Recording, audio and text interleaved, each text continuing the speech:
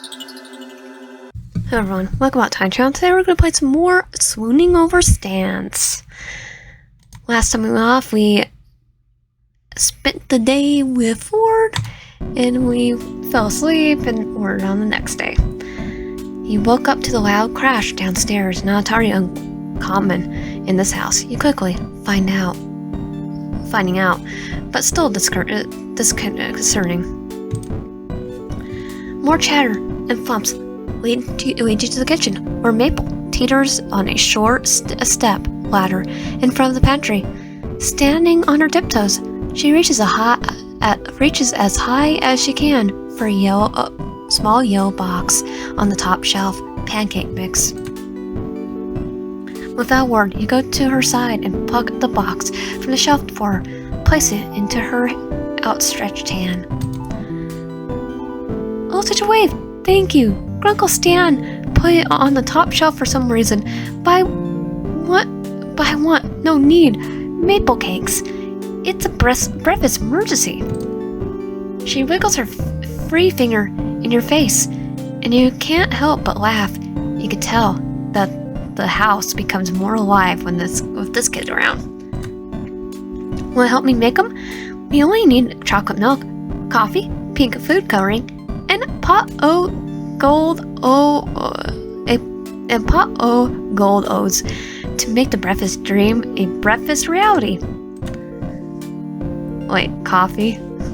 As delicious as that sounds, you decline to ask where the coffee comes into the mix when you realize the house is suspiciously quiet. Maple, where is everyone? Oh, Grunkle Stan needed stuff for your car, so he went to go get Mechie stuff for that, and think Grunkle Ford's somewhere. He's heard the abominable broman was trying to steal soda from the campers, so he went to help them out. Yep, that's where he went. Totally knew that.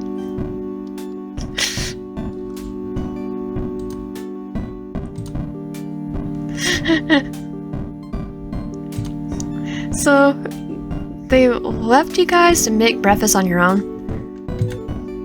You don't know this family well enough yet to know this is commonplace, so the idea of leaving two teenagers alone to fend for themselves seems fine. If one of the teenagers wasn't Maple, anyway. You still don't know how coffee fits into maple cakes, but now you don't really want to know. Dipper attempts to hide the pancake mix from Maple while she's grabbing the chocolate milk from the fridge. Apparently he doesn't want to find out either.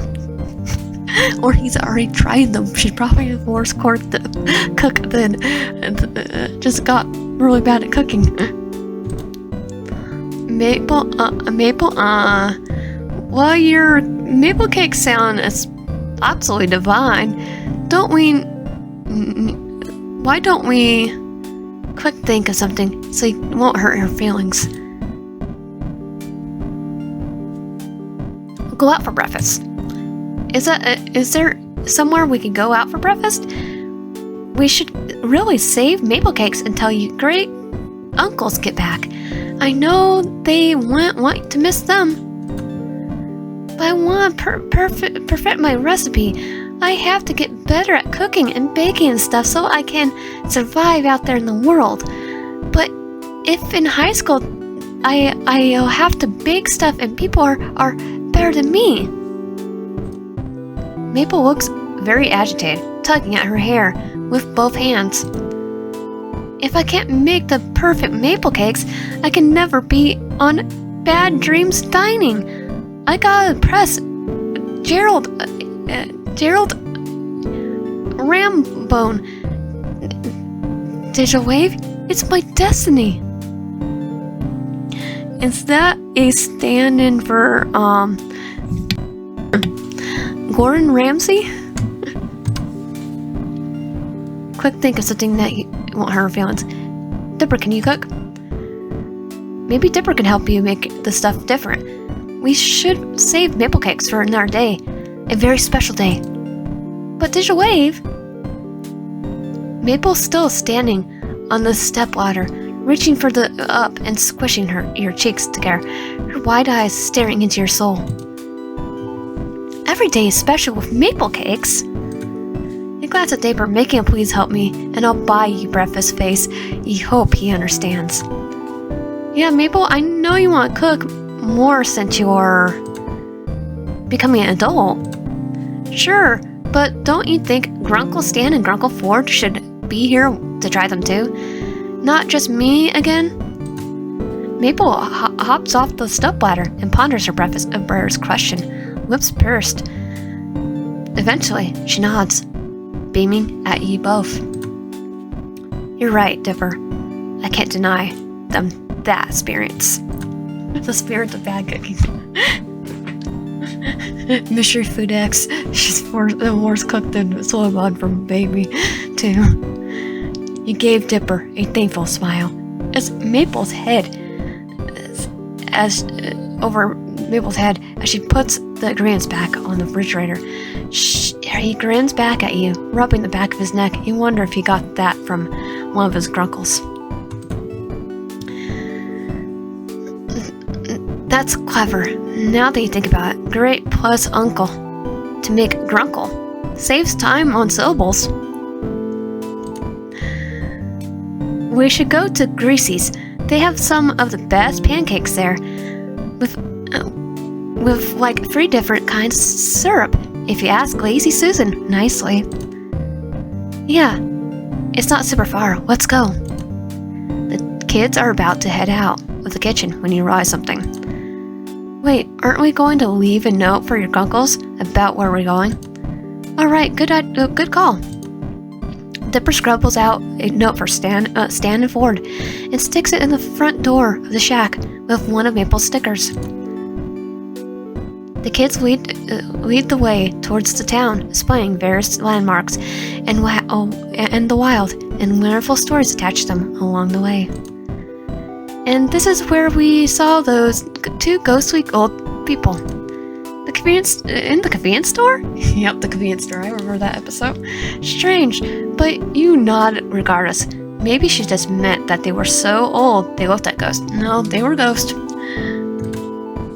Though after what you heard about Gravity Falls already, you could believe that they were real ghosts. Dipper points out that the diner is in the distance, a log-shaped building atop a train cart, and the 3 of you head inside. You soon realize that the kids know just about everyone in town. Several people, young and old, wave at them. As the 3 of you find a table, and you get the feeling that they're almost famous in Gravity Falls. They're not entirely sure why. I mean, technically I could say that they're famous, but in a small town like Gravity Falls, you guarantee you know everyone. That's pretty cute though. Maple blows the paper wrapper of her straw at Dipper's face, and he retaliates by slapping her with a laminated menu. An elderly woman in a pastel pink waitress dress comes up to the table, and you catch the name of her on her tag, Susan. Hiya, kids and stranger. What can I get for ya?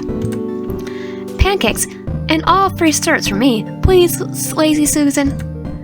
Same for me, actually. Lazy Susan turns to you, notepad in hand. What will you get? Pancakes. Coming right up, sweetie. Lazy Susan winks with her good eye, of course, and heads to the back of the diner. The wait for your food arrives. The wait for your food to arrive feels longer than most, mostly due to Maple and Dipper using their time to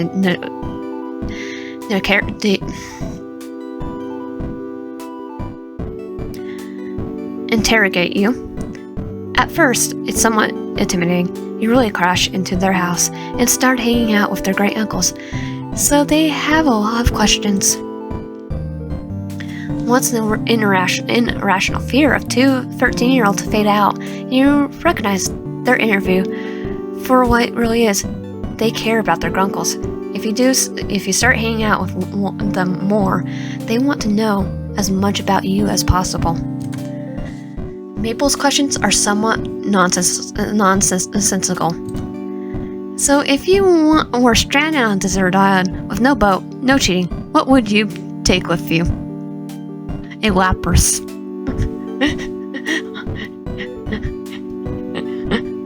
Wait, it's not a brain Pokemon.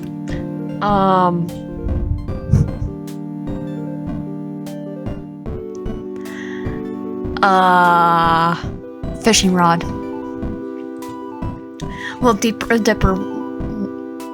Dippers are more careful and cackerated. What were you doing before you came here? School, work, both, either? Do you know about Gravity Falls before you crashed into the shack? You merely know which Grunkle each twin takes after, Stan and Maple, goofy partners in crime versus the quiet maniacs, Ford and Dipper. It's an intriguing contrast, especially how you're thrown into the middle of the bunch.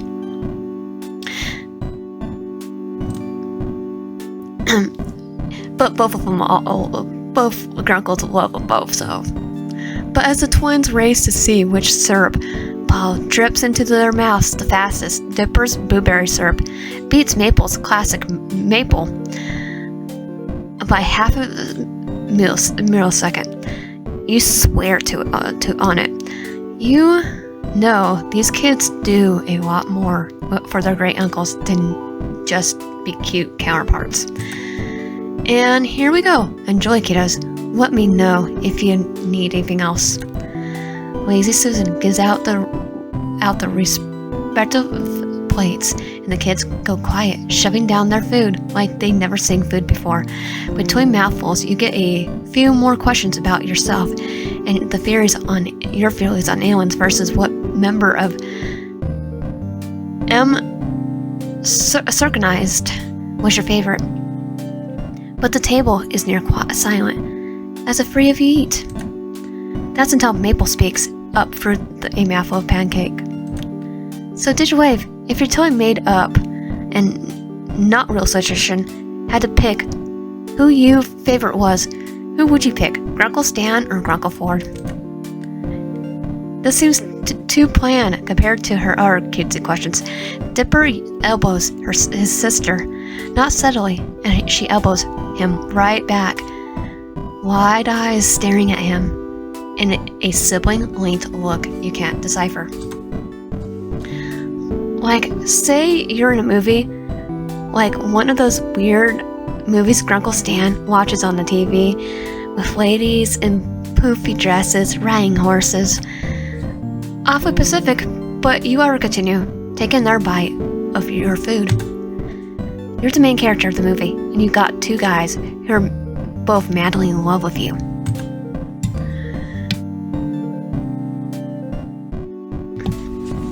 This one doesn't mess around with getting right to the point, huh? But you could only marry one of them, so you could be the next line in the throne. What would you do if Grunkle Stan or Grunkle Ford were your choices? Who would you go with? Choose Peter. Guess I'll choose Ford first. Come on, J.K. Simmons. Maple, that's kind of weird, isn't it? Like, really weird, kind of gross. I mean, Alex Hirsch is awesome, but we're gonna have to go Ford first. Come on, Dipper. This is important information. This is vital to my research. Then you create all of them, so... What research? None of your business yet. I'm just gathering other research. Maple leans towards Dipper's ear to whisper, wigging her brow at you before she replies in a not a whisper, but quite the opposite. Research into how you are a huge nerd. Wait, him or me? Because totally. Totally not. And with that, Maple puts a spoon of melted butter atop of her pancakes onto Dipper's cheek with a satisfying splat. Dipper jerks in disgust, but retaliates by smearing strawberry syrup onto Maple's nose. A drop of stickiness pops into her sweater. Eh, gross. You're gross. No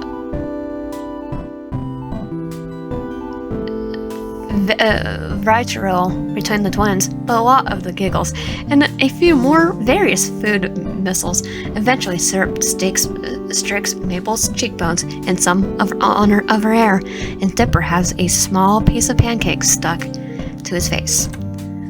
You guys are dorks. Maybe you're right, but we're twins, so it's adorable. If you say so, Mabel. Wait, quick, Digitwave, take a picture of both of us before Dipper gets pancake on his face. I got what? Because he got pancakes on his face. He swipes quickly at his face and after several passes gets off. I was trying to get more candid pictures of us. Mabel, we have syrup everywhere. Really? Then it would have been a perfect photo. Here, let me get it. Your hands are sticky enough. You get back to the napkin in hand and try to wipe some of the syrup off Maple's cheeks. The excess syrup wipes off easily, but a good portion doesn't budge. I mean, maybe syrup makes makeup as makeup is the next a new look. That's one word for it, kid. We wondered where you went once we came back to a suspiciously quiet house. If it weren't for Dipper's note, we would have been worried.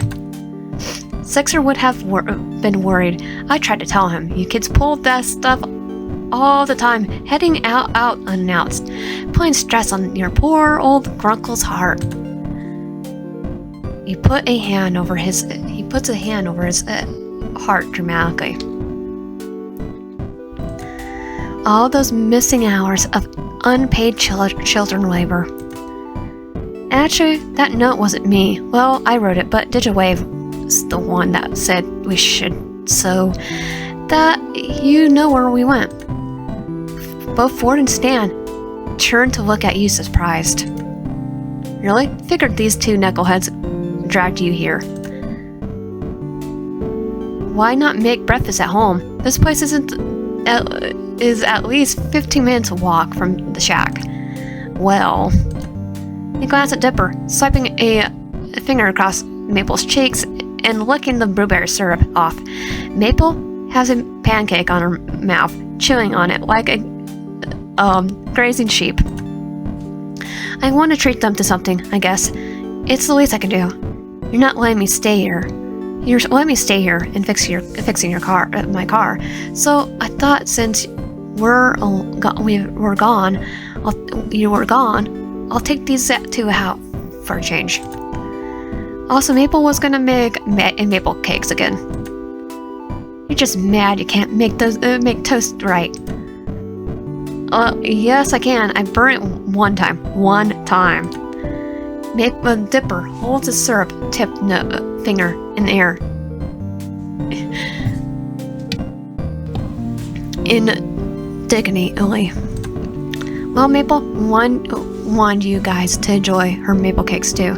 And since there wasn't much food, I figured I'll take them out.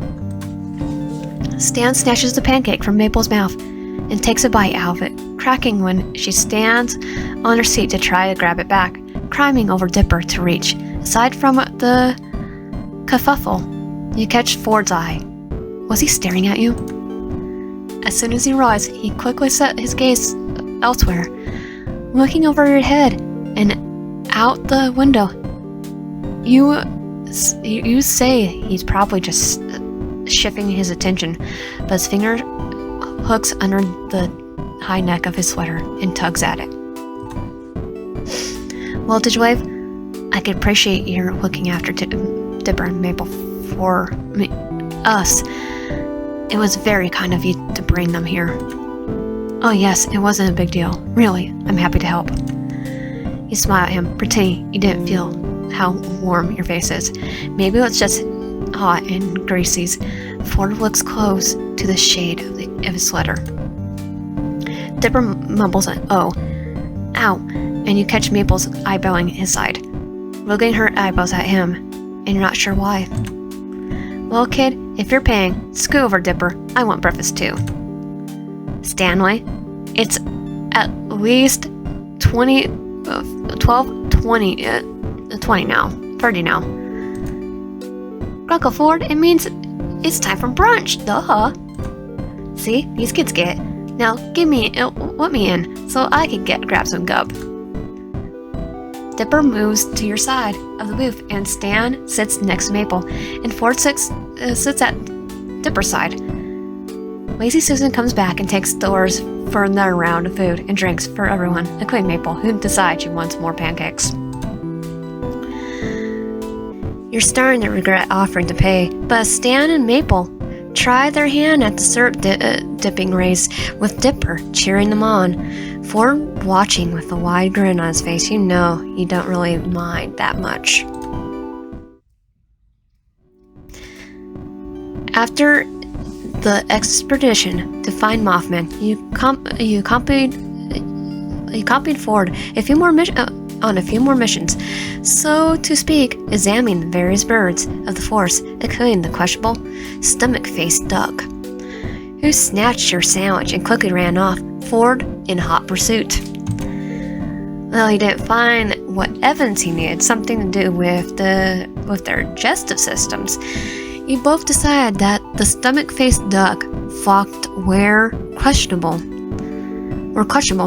not as questionable as the question quail, which he shows you from a scanned journal page, but still questionable.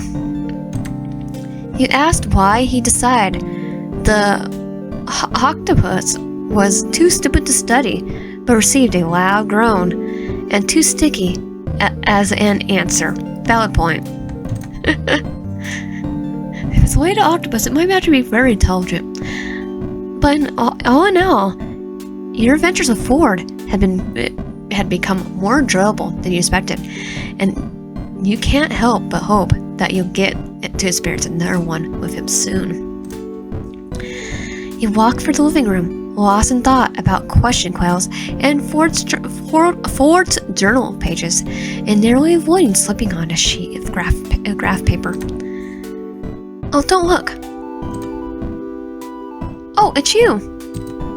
Dipper peers out of the book that proclaims D and more D, official license contained journal. He's sitting on the yellow armchair with crisscrossed legs, barricaded with books and papers. He got a lap of multicolored dice and half a dozen chewed pencils stewed across the floor, and one in his mouth.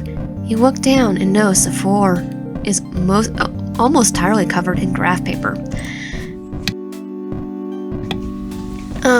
Hi. Did you need something? I mean, it's kind of messy. I should probably clean that up. Dipper looks recruited to distract himself from his self-constructed fantasy horror Pearson. Here, I can do it. You look busy. You're about halfway through cleaning the floor when you actually start looking at what's on the various sheets you're holding. A fantasy map, floor plans, and countless scribbled notes and calculations in the margins. What's these? Planning something? Dipper re-immerses in his plans. He startles a little when you ask. Oh right, no big deal. It's just the great pen and paper role-playing game called Dungeons, and More Dungeons. DDD and MD for short. It's all about fantasy worlds and strategies and swords. And well, it's kind of difficult to explain, but it's super fun. Is it like Skyrim? Or Dungeons and Dragons? I'm playing with Grunkle Ford today, so I'm putting down the final touches on my dungeon. He's got to be so stumped. Stumped, you say? Ford comes into the room at that precise moment, drying his hands in his trench coat. Perfect timing, Dipper. I just managed to get the paint off my hands. Paint for what? Oh, one of those gnomes came by and decided he'll graffiti the side of the house. Something about his rapper persona. Yeesh. Yes, I don't think Jay Gnomesy is going anywhere in the music business. In any event, I see you've been hard at work. Are you ready for our game? Yes. And oh, Digital Wave? I can take those now. Thanks for the help. Ford looks like he just knows she's standing there for the first time since he entered the room. Digital Wave, glad to see you weren't too shaken up by our adventure yesterday. You grin and hand Dipper the tall stack of papers, clutching a glimpse of the stats for a knock skull. Well, I made it back in one piece, right? That's the spirit. Though 90% of a piece would have been good too. You know, you never realized how little a difference 10% makes until you lose it. So how was the Mothman? Shaken up. All in the vent of research, though. I've been I sing it loose a few mops and come back the next week, good as new. A process akin to cycling out dead cells. I would say we just expedited the process. No moral issues there. Well, Digitwave, the game calls. I must answer. Stanley's about if you're looking for him. Though, well, if you want to join our game, I certainly won't object. I can promise a fun afternoon. Another player? Yeah, totally. I can give you a pre-made character sheet to start and dice. Shoot, where did I put our set? Don't worry, I got an extra set. Me?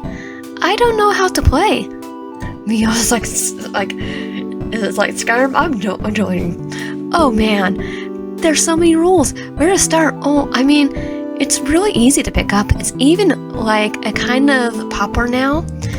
I'm not sure about committing the whole afternoon to a game with Ford, though Dipper does seem excited about it. But Stan's around too, and you want to check up on your car.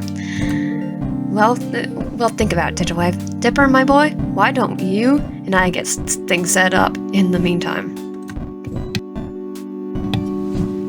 Ford and Dipper launch into fantasy war talk as they pop up a cork board against the yellow armchair, pinned up various maps and floor plans with porn landmarks, and up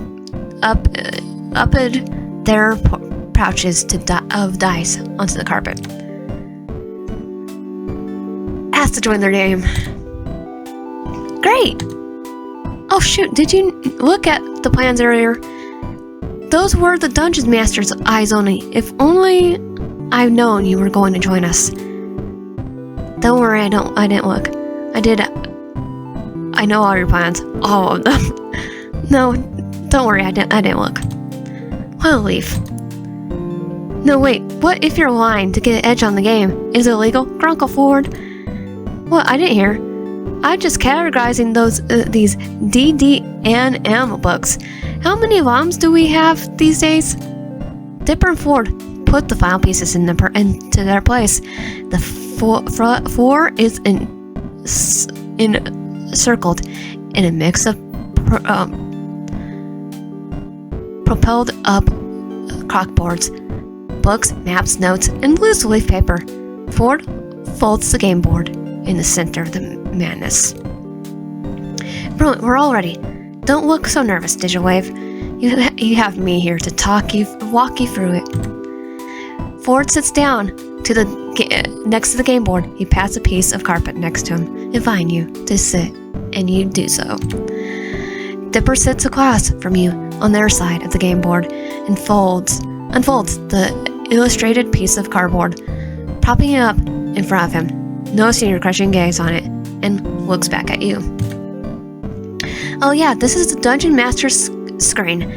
It's just there to protect my secrets. It hides essential die rolls and plot points from prying player eyes. Grunkle Ford tried to look ahead once or twice and spilled a narrow twist, and you were the only player. I'm just making sure that my dungeon mastering apprentice stays on his toes. He can never be too vigilant.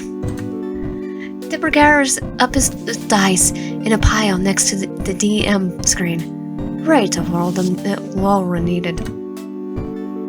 Now I mentioned an extra dice set, didn't I? Dice are important, though by no means essential component of gameplay. No adventure should leave the house without a set. I keep mine in a souvenir velvet dice bag from the Michizo and local game shop, yes. Ford retrieves a dark drawstring bag from his coat and empties it onto the floor, where dice of different shapes and sizes come tumbling out. And now for yours. Ford pulls out another matching drawstring bag from the depths of his coat. They were having a buy one get one discount. Go ahead, take your look. They'll be yours for this session. Just realize his coat's like a TARDIS. You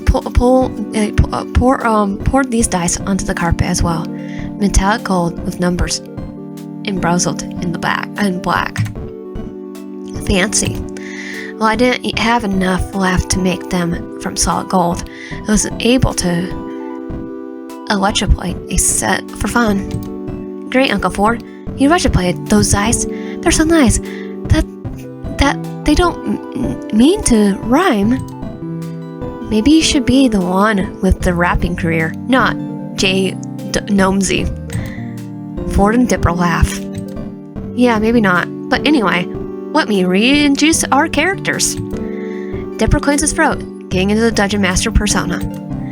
When we last left our heroes, Miv the Meldling trapped the great elven wizard, Verman, and the halfling fighter, Travelos, in a dungeon filled with puzzles, riddles, and brain teasers. To reach Mevin in the journey once and for all, they have to brave the dungeon mysteries and escape with their lives intact. Dipper sets the two figures side by side of the game board. On the posing figure is flowing robes, and the other is much shorter in comparison, both opposing with a will to prove himself. He opposed the former is Vermin, and the latter is Tarlos. But what would our two heroes find in the first place of the dungeon but potential ally, just as trapped as they are, who will join them in the quest for freedom? Dipper places the three figures on the carpet just off to the side of the game board. And you could choose the three characters now. Choose your character now, Digital Life. They'll start with a pre-made template, so they're good for short-nosed editions like this. Orc Rogue. Choose your character. Orc Rogue. Rogues can move from this around stealth and know how to pick both pockets and locks. I'm just choosing an orc because Skyrim. Dipper moves your figure onto the board, besides Veteran and Tyros.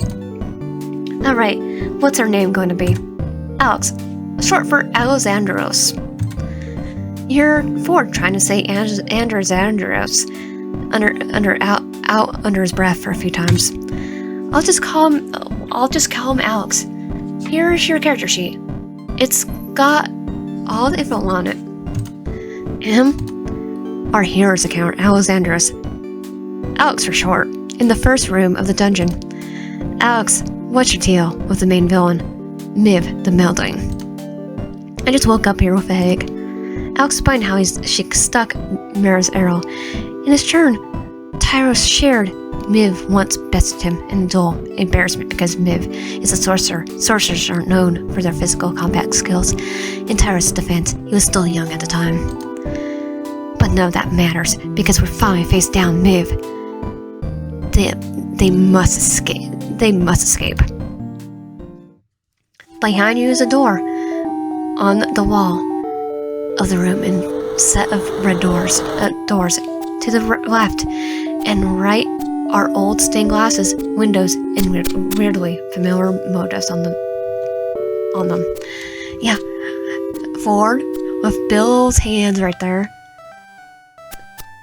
Dipper with the pine tree. Maple right there too. There's Maple, and I think that's Stan. Oh yeah, it is Stan because it's the money signs. Having woken up with no recollection of getting here at all, you have no way of knowing which door you came in. Should you go out, or even distract you? And what direction you should head to at all? And now you guys decide what you want to do. You might want to look around first, and by that, of course, we mean roll the die to see if we can notice anything. The outcome of nearly every natural choice we make is tied to roll the dice. I'll let you choose what to do here, Digital Wave. Then I'll take a look around. First shows you what to roll for investigation check, and Dipper flips through the notebook, ready to tell you what you see. Nice roll. Tackled to one of the walls is no room is a notebook that leads proceed with caution, homies. Tyrus pocketed the note. In a distance, you could hear the faint sound of rushing water. What do you do next?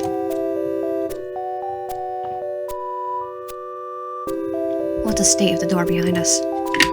It's locked. Digital Wave, you have the chance to do something really cool. You're the only one of us who can pick locks. Here's a D38 to roll a sleight of the hand to check to see if you can pick that lock. You roll your D38 for the check. It's 31, and since you're a rogue with deaf hands, you get +2 to that roll. 33, nice one. You pick that lock and open this door swings open. Brent, let's go this way.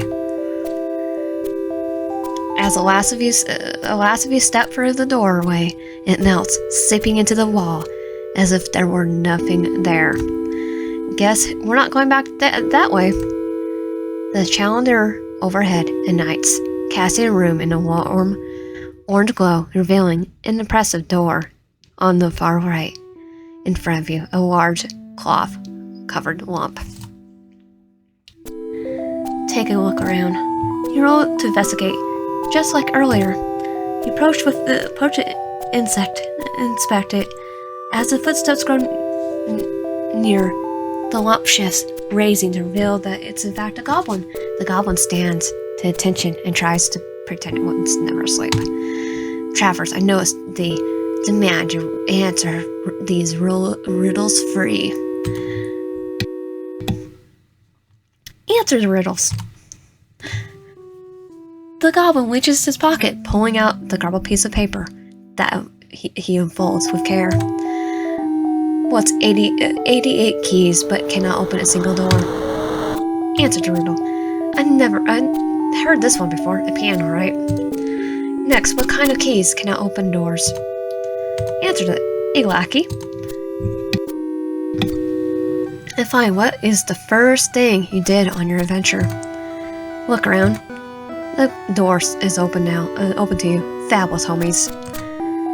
The goblin steps aside to let you go through the door. And with that, you claim the goblin's puzzle. Well, a fourth of them, anyway. It could have gone so many other ways. Dipper then bleams, and you follow his line of sight to realize it's because Ford just gave Dipper an encouraging smile of his own. As soon as you enter the next room, the walls over the doorway, sealing you in. Glancing around, the far wall of the room seems to be a different material and color than the rest, though it could be the lighting. To the left, you see rolls of lights fixated to the wall. Inspect the wall. You look at it and confirm that it's a different color than the rest. Can I knock on it? You see Dipper give a small smile, knowing what you're looking for. You knock around the wall and find that one section sounds hollow. As soon as you realize that, the next knock opens up and grabs at the wall, revealing itself to be a door. Stay where I am. As soon as you enter the next room, okay, stay. As soon as you enter the next room, the wall is meant to get an array, telling you it. Okay, yeah, that's the array. Inspect the lights. After inspecting and interacting with the lights for a few minutes, you look to realize a few things. There's 26 lights. You can touch them to make them glow. You can only touch 6 of the lights at a time, and 7 are touched. All lights fade to their original color. Each light is labeled with integers that run consecutively from 1 to 26, starting from the leftmost light. Looks like we need a password for this one, Digital Wife. If this puzzle's fair, it must be a word we already been introduced to. One that stands out. You think back to the first room when Tyrus pocketed the note from the first room of the dungeon. What was that word again? Homies. You spell out homies, and all the lights ruminate in unison and despair. The room rumbles, and you turn around to see a green glass door. Walking up to get a closer look, you see engraved on the door is a riddle. The door reads, if you go to the green glass door, you can bring a ball, but not a bat. You can bring a book, but you cannot bring a novel. You can bring a coffee, but not tea. You can bring letters, but you cannot bring numbers. If you wish to pass, you must present an acceptable offering. An interesting one, Dipper. Let me think. A ball, but not a bat. I think I understand, Digital Wave. What would you bring for that door?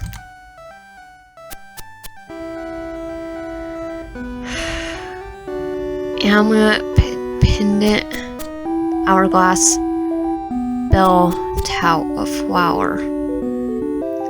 I'm gonna go with amulet. Alex offers the item to the door. Nothing happens. Okay, hourglass. I offered the Baron books of spells, and Taros offers his cordis. The door dissolves, letting the party pass through.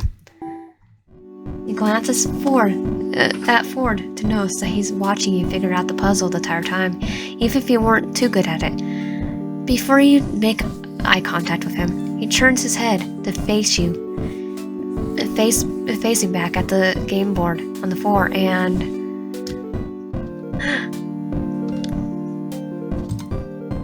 Great Uncle Ford, are you okay? Yes, Dipper, I'm fine. But then, what's your face? Why is your face so red? Take a second look, and then find that Ford's indeed looks a little red. Ford stammers his way through. It's a little warm in here. As you ask if he's alright, your face wearing a turtleneck in the summer will do that to a guy. Or the fact that I'm going for his route might also lead to that too. But Dipper raises his brow at you both. Surprised, he writes something down in the margin of his notebook before clearing his throat to continue the campaign. The greenhouse door swings open. You go through. To freedom. And there is the end of the dungeon. I cut it down a bit on the fly. I didn't want to make it too long. I would have ran a murder mystery I had planned out for ages, but my test runs have never gone very well with my focus group. So what did you think? Too many puzzles, not enough story. Those are games always this short. So what happens next? When can we fight the sorcerer? I don't know if DDGs were my thing. So what happens next? When do we fight the sorcerer? That's actually a transition into next super plot-centric campaign about infiltrating the sorcerer's tower castle. Dipper shows you a couple pages of his campaign book, which look to be filled with various dungeon sketches with realistic physics calculations crowded with every spare space. Well, Dipper, I think you did well. It's not easy. Adding in an extra player on short notice like that. Always write it just in case. Not completely, but just a few notes. Ford and Dipper launch into a conversation about dungeon mastering as they clean up the DDAMD sub, returning the game components to the original glossy fantasy box. They're too fast and precise for you to figure out how to play, so you pick up the dice Ford lent you and return them to the original velvet bag. Dipper leaves to put the DDMD box back upstairs, and then it's just you and Ford. Digitwave, you did well for a first timer. I'll take you into a dungeon with me. I mean, Ford, that sounds kind of inappropriate. Ford gives you an embarrassed smile, but you're already smiling at him yourself. I know what you meant. Thanks, Ford. A call comes from the kitchen. A call comes from the kitchen, from where what sounds like Stan. Well, I'll talk more. I better see what he needs. Ford moves past you, heading towards the kitchen. You suddenly feel the need to hold on to this moment, like you need to say something. Ford? Yes? Now that he's looking at you again, you don't remember what you were going to say. All you say is, here's your set of dice back. Thanks for letting me use it. Ford chuckles, shaking his head. No, you keep it. In case you decide to join us again next time. See you at dinner, Digital Wave.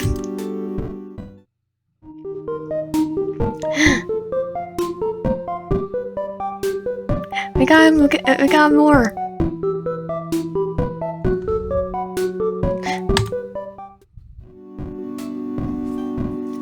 And that will be our end point. If you like my content, please subscribe, like the video, help a lot, and comment down below. And I'll see you guys next time.